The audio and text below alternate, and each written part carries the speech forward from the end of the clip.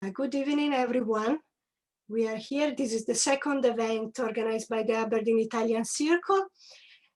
And I can now pass on to my colleague, Giulia Mersani, that will introduce our guest for this evening. Thank you, Giulia. Thank you, Sandra. Other than a dear friend of mine, Bruno is a passionate and internationally recognized scientific researcher. He is currently the research director of CNR, the Italian National Research Council. Previously, he has been the director of Institute for Computational Mathematics in Pisa, and he has held positions at various US institutions like the University of Chicago and the Sandia National Labs. Following the passion to share his knowledge, he published books, attended conferences, and made lectures. And it's really my pleasure and honor to have him here with us tonight. And I'm sure you will enjoy the evening with him. Thank you, Giulia. So we give a moment to Bruno to share his screen, to get ready. And we are going to start in a moment with his presentation. And in the meantime, I can welcome, our audience, people that are joining us from other groups of the Dante Alighieri Society elsewhere in the UK, in Aberdeen, and beyond, and also the wider audience. So thank you for joining us. And we are almost ready to go. Perfect.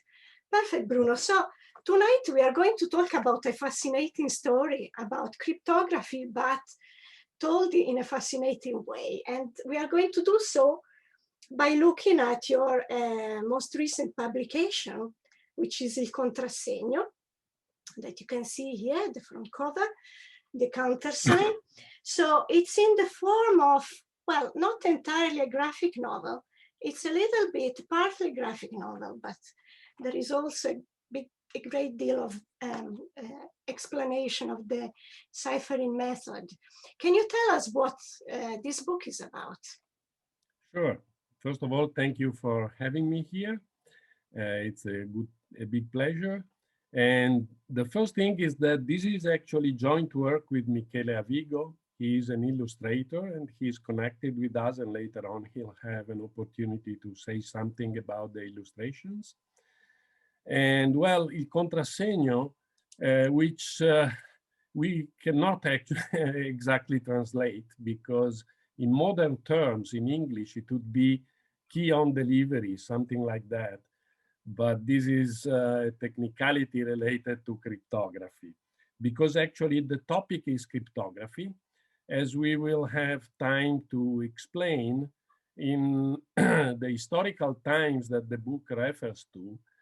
Cryptography was very big. It was very big because there was a huge need for diplomacy in Europe, and the cryptography was an invaluable tool for that. So what is this graphic novel about?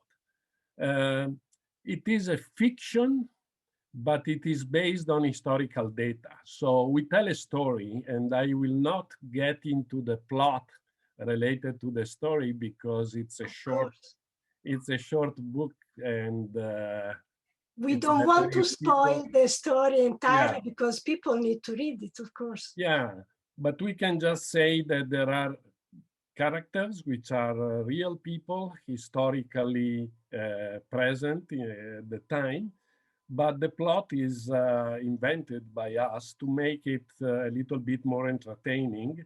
And our goal is to show the role that cryptography had in those times through the story of an actual cryptographer, which was born in northern Italy at the beginning of the 16th century.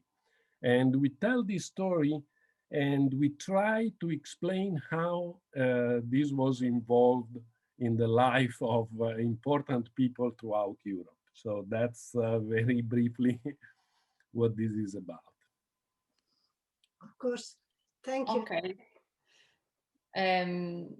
As you said, the Contrasegno is based on the story of Giovan Battista Bellaso. Yes. An early modern cryptologist. And can you tell about his background and his life? Sure. So Bellaso was from Brescia, which is a town in northern Italy. And he was born from a noble family. They owned land in the countryside.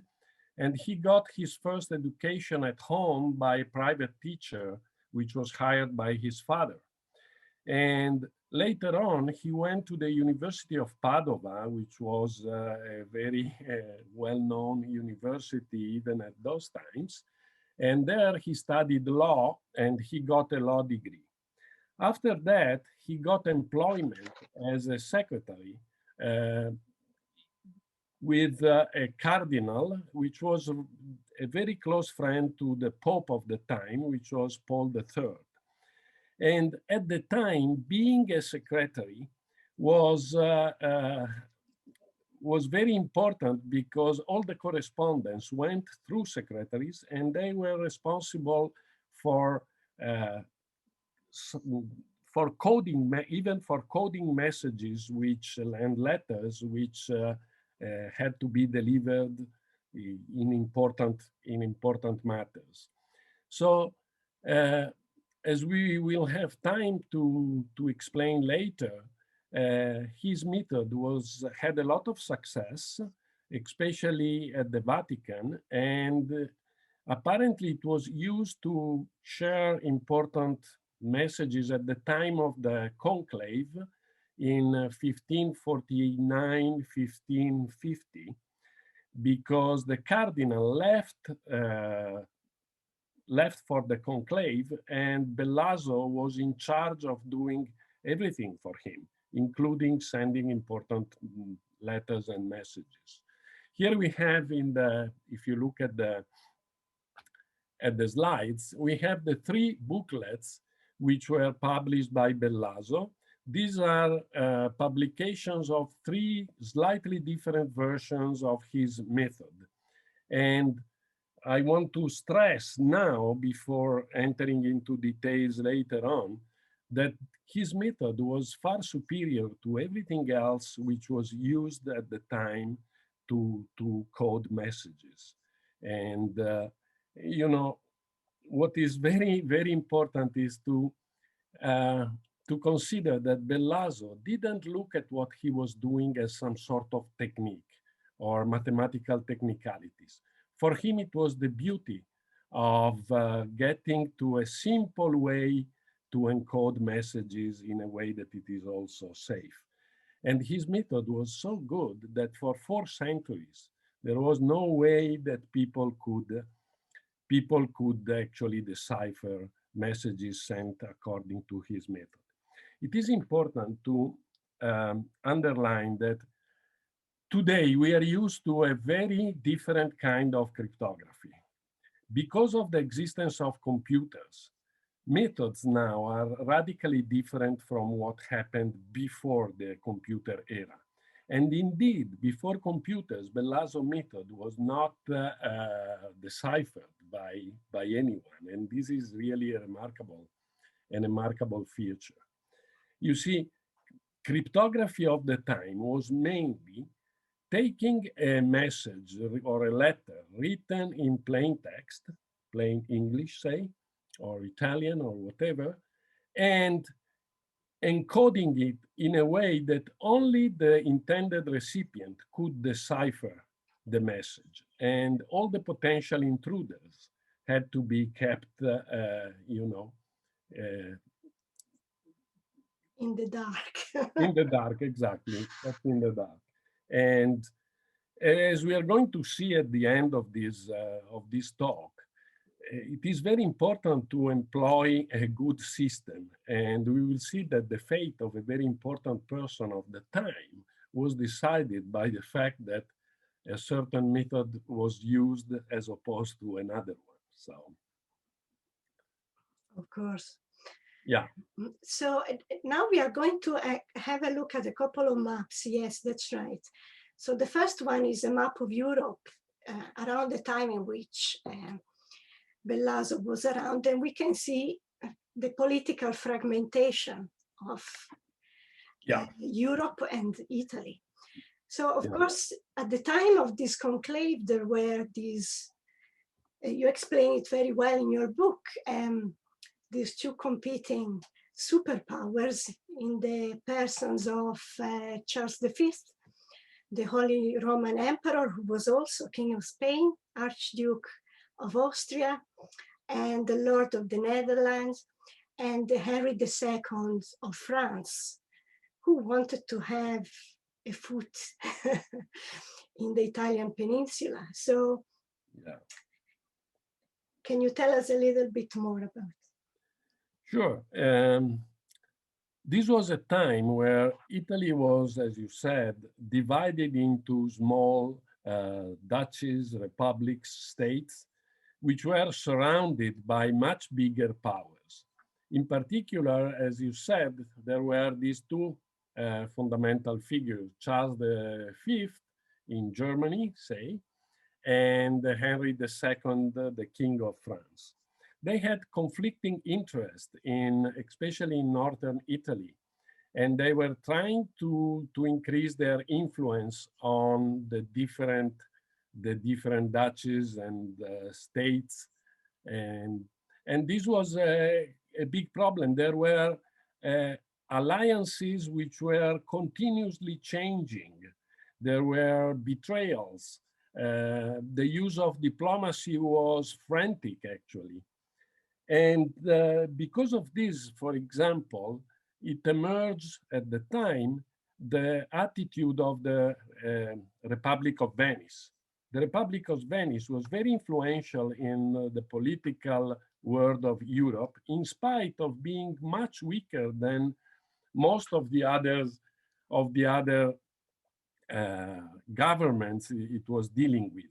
And because of this, they developed a huge network of intelligence to spy, to control, to make sure that they were able to control traders, and this was an impressive feature. There are lots of publications which show how cryptography was crucial to the very existence of Venice itself, and the way they used force in order to keep themselves alive is really something unique and impressive. And in all of this, as I said before, cryptography had a crucial role.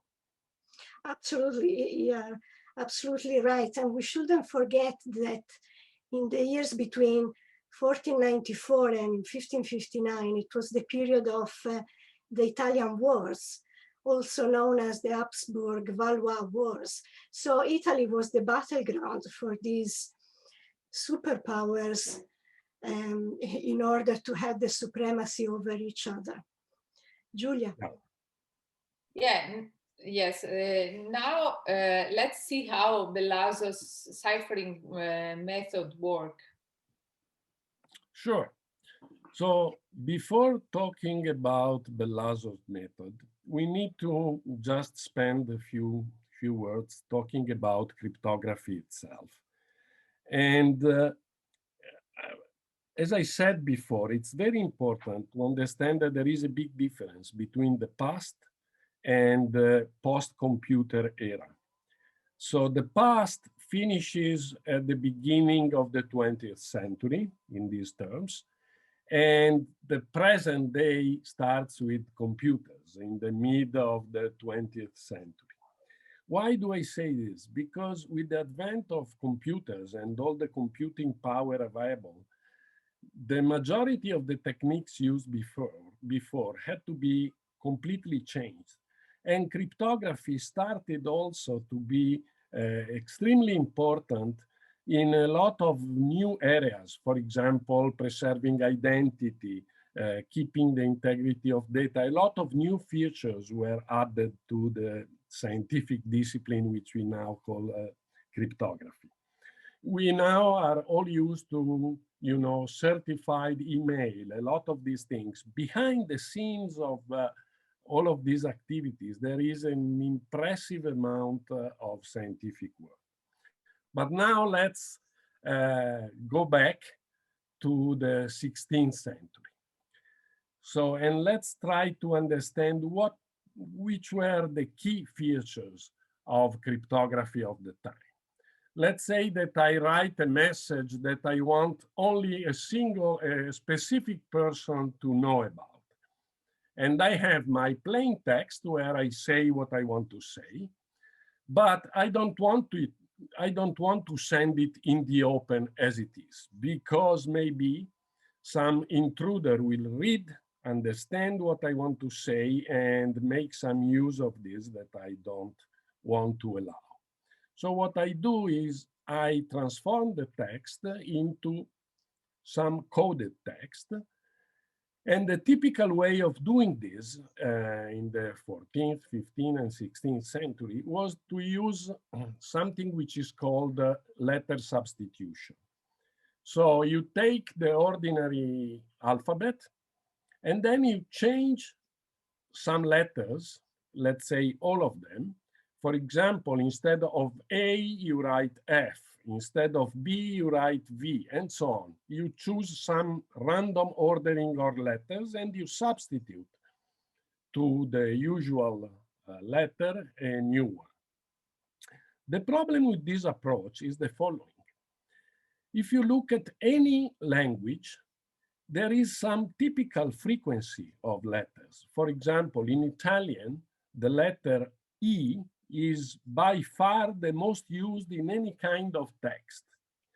So whatever letter I substitute for E, it is going to play the same role in the coded text. And by doing some analysis of the frequency, it is not difficult to reconstruct my original message. I don't know if this is clear, but this was the basic technique to trying to decipher messages coded according to any kind of letter substitution. Because whenever I substitute a letter with another one, the new one will immediately inherit the frequency of the other letter in the prescribed language. Okay, so what people did starting from the 15th century on was to try to use the so-called polyalphabetic substitutions, which means, okay, let's do a letter substitution, but let's use it only for part of the message. And then let's switch to another one, another kind of substitution. So in some portion of the message, I substitute, say, A for F and vice versa, B for V and vice versa. But in other portions of the same message, I do different substitutions. Say A becomes X, B becomes C, and so on. These are called polyalphabetic substitutions. However, you have to indicate in some way that you are changing the alphabet. Otherwise, the recipient, even the intended recipient, cannot decode the message. And this is a key, an important key to Bellaso's idea, because there were other polyalphabetic substitutions used at the time, but they were a little bit cumbersome. And they gave indications of when and how these different alphabets were used. So Bellaso was able to get rid of most of the problems according to a new method, which I now briefly explain. So let's consider a cipher which has 5 different groups of substitutions, and let's see how we construct them. First of all, we need to get a key, okay, which is shared between the sender of the message and the recipient. But as we are going to see, the secrecy of this part is not crucial. What will be crucial, and it will be clearer in a few minutes, it will be the Contrasegno, which is a new key which we are going to introduce in a second. But for now, let's start with a single key. And for example, let's assume that this key is IOVE. Okay, what is important is that the key has an even number of characters. Okay, we write the key into two lines, two rows, two lines. So in this example, in the first line, we write I and O, and in the second one, V and E. Okay. Now, what we do is we write down the remaining letters of the alphabet in order, and we do it using two rows. In the first row, we write the first part of the letters, A, B, C, D, E, F, G, etc.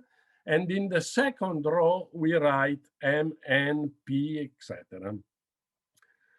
Now, as you see, in the first two columns of the first and second rows, we have I, O, and VE. And indeed, the remaining letters, other than I, O, VE, are written in the first and in the second row. Okay? And this gives us a first group of substitutions in which we substitute I for V, O for E, A for M, B for N, etc. Okay, but this is only a single substitution of letters. And now what do? We now shift the second row in the sense that VE, instead of being the first and the second letters written in the second line, they become the second and the third. And we continue keeping the order, and then after shifting, there is an X, an extra X, and we place it in the first place to substitute at the beginning where we before had the V. We keep doing this 3 more times, shifting the second row by 1 place, and accordingly putting the extra letter at the top of the row. This way, we get 5 groups of substitutions. Okay, but now there is a problem. When are we going to use the first group of substitution, the second, the third, and so on?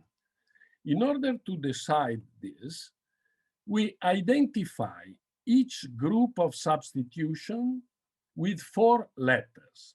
The first one is identified by I, V, D, and Q. I and V are in the first column of the table, and D and Q are in the 6th column. For the second group of substitution, we proceed by using the second column and the 7th column of the first group of substitutions.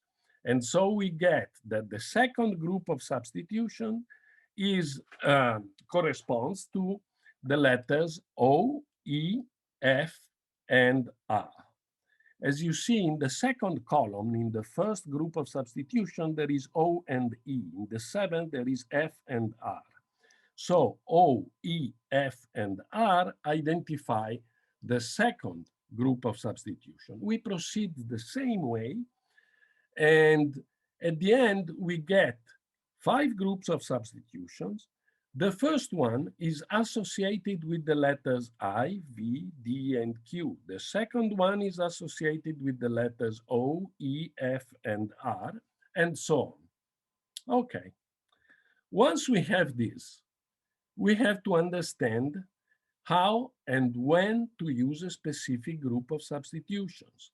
And here is where the Contrasegno, which is the title of our book, but most of all is what is the big novelty of Bellaso, is simply a sequence of letters, which could be a motto, which is the part of the system which must absolutely be kept secret. So let's say that I want to communicate with a certain person, and I want to make sure that only the two of us can understand what we are sharing, what we have to do is to make sure we agree on a contrasegno, which is a verse, a motto, could be anything. But the important thing is that only me and the person I want to talk to write to, only us know this motto. So let's see an example. Oops, sorry. Let's say that we agree that our contrasegno is optare meliora. Okay? What we do is, if this is the contrasegno, and I want to send a text to my friend, which is inviare truppe domani, send troops tomorrow. Okay, assuming this is in Italian. Okay. I divide the message into the words. In this case, there are 3 words. Inviare is the first word, truppe is the second word, domani is the third word. What I do is I associate the first letter of the contrasegno. The contrasegno, remember, it's optare meliora. So it starts with an O. So the O is associated with the first word of the text that I want to send. Okay. The second word is truppe, and I associate this word with the second letter of the contrasegno, which is P. The third letter is T, and so is associated with the third word that I want to send. Okay? So first word, O. Second word, P. Third word, T. Now, let's go back. So if we go back at the 5 groups of substitutions, we see that the first word must be coded according to the group of substitution which contains the letter O. As you see, the letter O is in the second group of substitution. The second group of substitution applies to words which are related to letters which are either O, E, F, or R. And here we have O. So I code inviare using the letter O of the contrasegno, which means using the second group of substitution.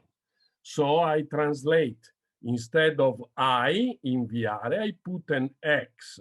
Instead of N, I put a C. So in brief, what I do is I use the second group of substitutions. So I use the second group of substitution and I obtain this coded text for the first word. The second word is related to the letter P. So I go back and I look, where is P there? P is in the last group of substitutions. You see C, P, L, and X. So I use this group of substitution to code the word truppe. And then I do the same for the third group of for the third word, which is domani, which is associated with the letter T. I look for the letter T and I see that the letter T is in the third group of substitutions. As you see, and at the end I obtain a coded text, which is X, C, O, X, E, G, A, I, C, etc. And I send this. The recipient knows the contrasegno. So he knows that at the beginning, I have used O to code the first word. So he also can apply the proper group of substitution in order to do the reverse operation. And then he keeps doing this until he has decoded the whole message. But people without the contrasegno, they have no idea which kind of group of substitutions I have been using. And so they are clueless. And there is no indication other than the Contrasegno and how to understand which of the groups of substitutions have been used. So this is the beauty of Bellaso cipher, which is far superior to anything that was used at the time. And apparently it was so easy that even an old cardinal learned how to send coded messages according to this method. I hope I was able to explain it in reasonable terms. Otherwise, people should read the book, have the method in front of them and keep their time and try to understand. At the beginning, it could be a little bit, difficult if you are not used to manage these kind of things. But I can tell you that with some time available, everybody can understand and appreciate the idea behind it. No, it is very true. I can vouch for that because, as I was telling you earlier, I have no mathematical mind. But thanks to your book and, I tried the color coding, it is very clear. So I would invite really anyone who is interested in buying the book and reading it. And you're absolutely right. A system like that, of course, the sentence in Italian says, send your troops tomorrow, being able to receive it and without your enemies intercepting it would have made, a complete change in the course of history. But I can see now, I have put some slides of the illustrations by Michele Avigo that are very enticing and very beautiful to look at in the book. So welcome, Michele. You can unmute yourself if you want. Remember, if you want to say something, you have the little icon. Otherwise, Bruno you have the little microphone icon on the bottom left corner if you want. Okay, you hear me? Benvenuto, Michele. I was saying the illustrations are beautiful. How complicated was it for you to illustrate a scientific book of this type? It's not a complicated work. It's a long work for me. There is first a long work of historical research. For example, here there is a page in Brescia. There is the church of San Giovanni, and but there wasn't the cloister at that period. Mm-hmm. So I tried to reconstruct it. So the research is very important. For draw a page, I have to know a lot of things, dresses, buildings, swords, a lot of things. That's historical background, of course. A very long work. Then I start to draw.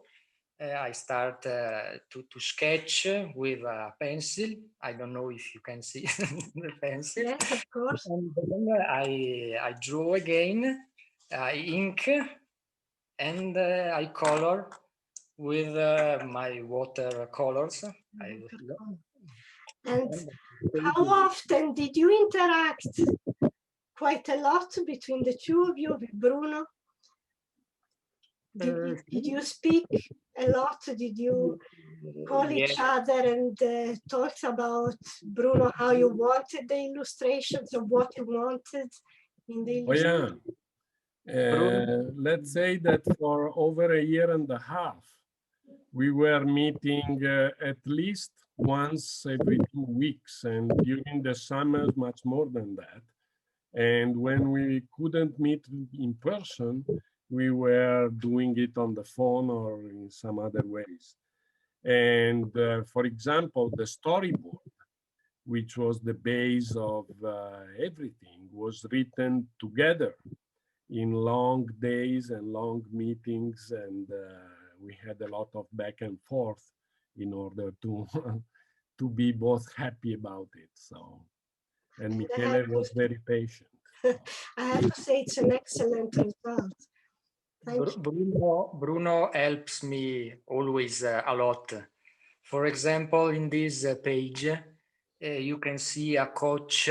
I don't know if exactly the name, carrozza coach, I think. And, with Bruno, we have seen a lot of old coaches of the age of the period together in internet, in the web, for to draw this type of coach. You have to be exactly at the period. Of course. Yeah. Well, thank you, Michele. Okay, thank you.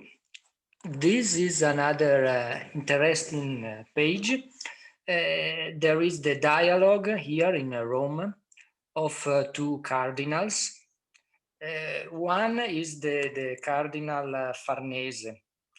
It's important to say here that a lot of characters are really existed. Of course. So also here with Bruno, we had to search all the portraits for see how were these characters exactly, and then to draw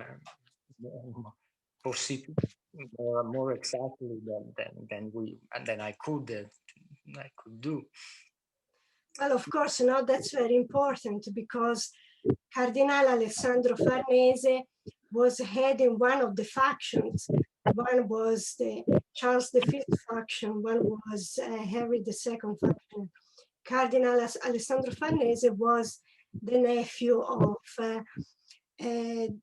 Pope Paul III. So anyway, all these factions were contending the election of the new Pope that ended up being Julius III. And that was Giovanni del Monte. Beautiful illustrations, and also, of course, you had to look at the, as you say, the clothing, and not only the architecture, but everything. Yes, everything. Here also is important the architecture of the Pantheon in Rome. You can see here. Yes. There is a lot of work for arrive at this. Of course. Thank you, Michele. Thank you. Julia? Yeah, everything is really interesting. But we are aware that you know an intriguing story about Mary Queen of Scots and why she couldn't save herself. Can you share it with us? Sure. So this is interesting, especially because the events that happened, they were more or less at the time of Bellaso's death. At that time, in some parts of Europe, they were using Bellaso's method, the one that I described before.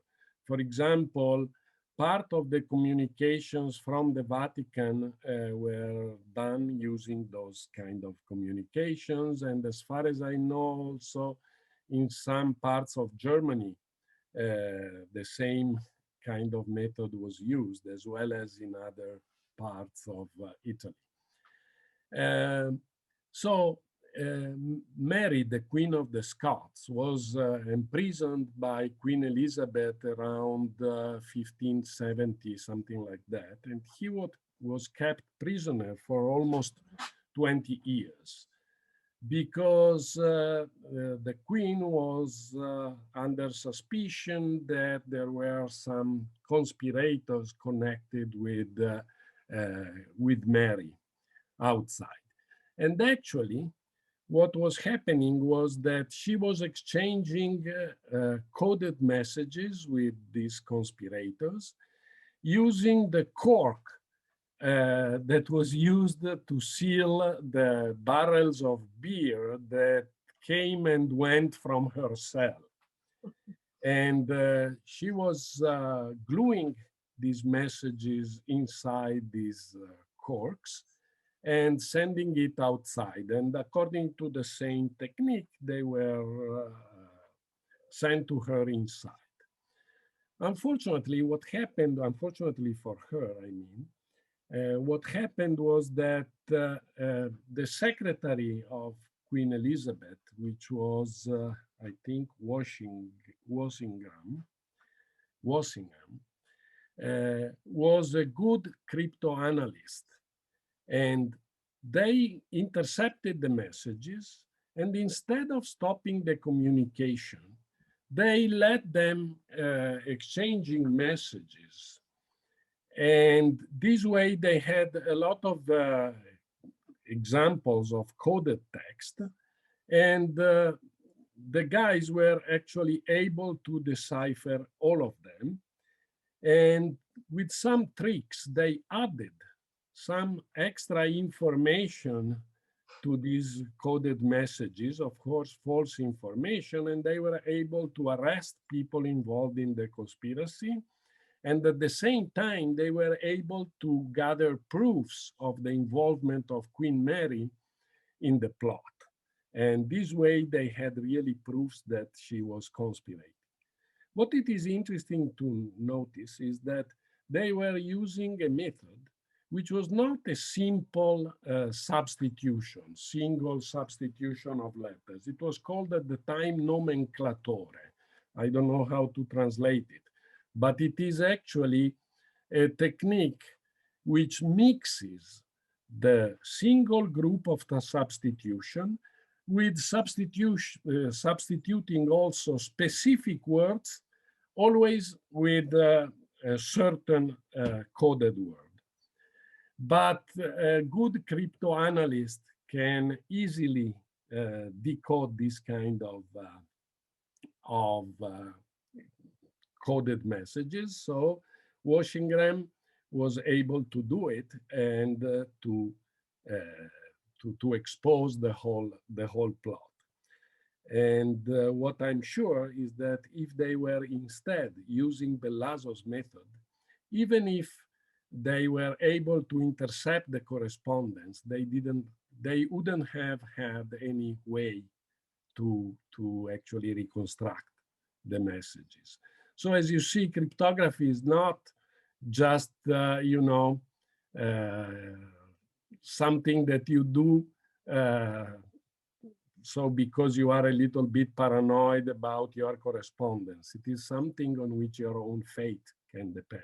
And this, I think, it's a nice example, and it is deeply related to what we were talking about before. Yes, Bruno, thank you. You're welcome. Thank you, Bruno. I think you have, am I correct? Yes, one last slide with the details of the book, Il Contrasegno. I show again the front cover from Liberedizioni. So you can find it in the website of the publisher. I think we can open now to questions. If you have any questions, please write them in the chat function, or if you are very disciplined, you can unmute yourself, but only for easy questions. And if you are very disciplined, may I just ask you, what do you think is the future of cryptography? Nowadays, cryptography is it's central to everything in our life, with internet. You do transactions on the internet, and there are lots of potential intruders. As we all know, there are cases of, problems with identities that are, to even prove your own identity is sometimes a little bit complicated. We live in a world of passwords, in a world of, codes, and you have a main password, and then you have another kind of password, and everything is, but this is the way we perceive it. But if you look behind the scenes, there is a lot of software used to make sure that certain transactions are correct. And it's a continuous battle between people who are are realizing newer and better techniques, and people who try to intrude and decode messages. So it's in our lives, it's it continues to be very, very important. And it will be more and more in the future because technology is improving. This means that some of the methods are not secure anymore, and you have to get better method. At the same time, there are other people who try to crack systems, and you know, it's a continuous battle. Of course, of course. Yeah. So if a superpower will come to you and ask you to put together a new ciphering system, you will be able to do so. I will not. I'm too old for these things. I'm an old man. But there are lots of young guys who are active and are working a lot on this kind of things. But I know that you're about to publish a new book. Is it true? Am I correct? Yeah, you are correct. On February 26th, there will be a new book, which is actually entitled L'Eterna Sfida, The Eternal Challenge, Scacchi e Intelligenza Artificiale da Turing Alpha Zero, which is chess and artificial intelligence from the time of Turing to Alpha Zero. Alpha Zero is an artificial intelligence-based system that plays chess far better than any human.